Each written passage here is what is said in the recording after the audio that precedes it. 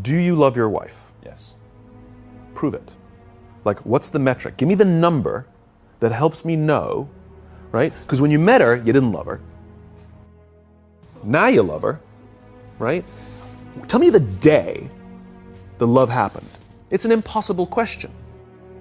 But it's not that it doesn't exist, it's that it's much easier to prove over time, right? Leadership is the same thing. It's about transition. So if you were to go to the gym, it's like exercise, right?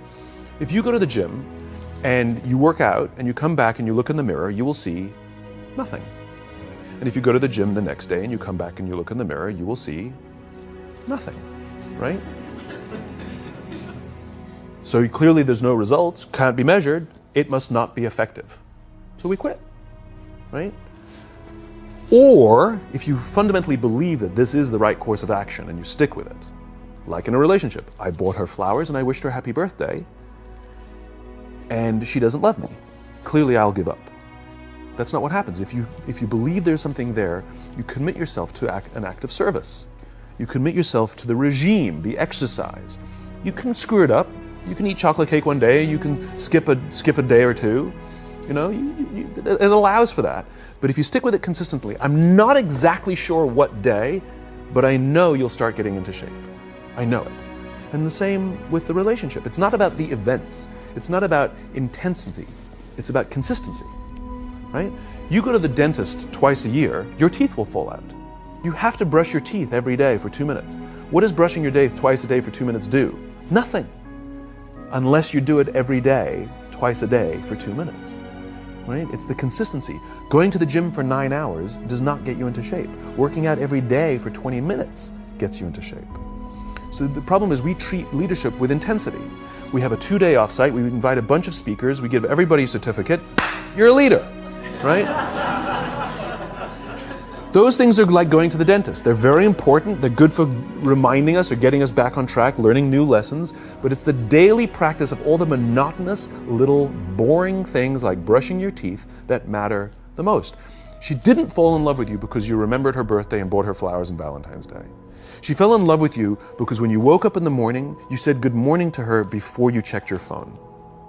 She fell in love with you because when you went to the fridge to get yourself a drink, you got her one without even asking. She fell in love with you because when you had an amazing day at work and she came home and she had a terrible day at work, you didn't say, yeah, but let me tell you about my day.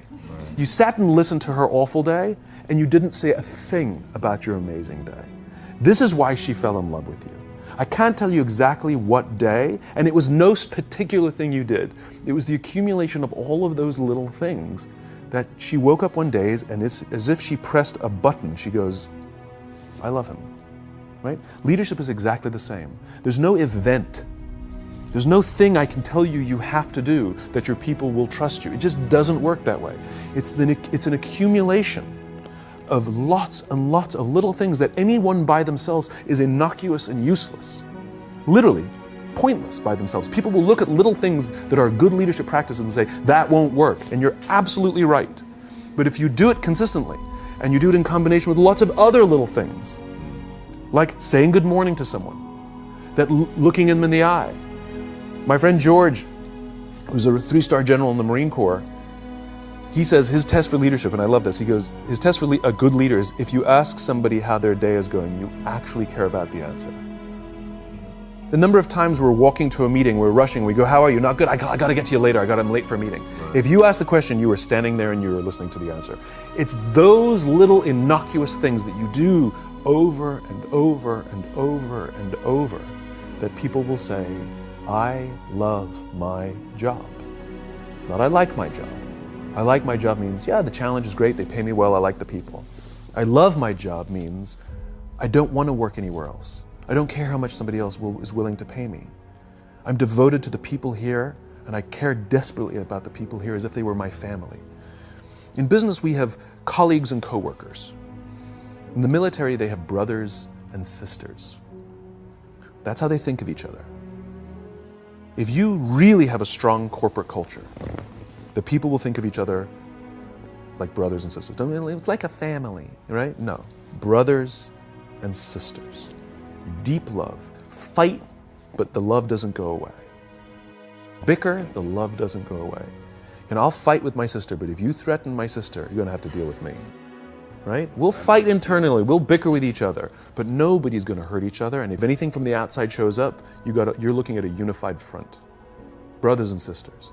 Now, how do you create brothers and sisters out of strangers?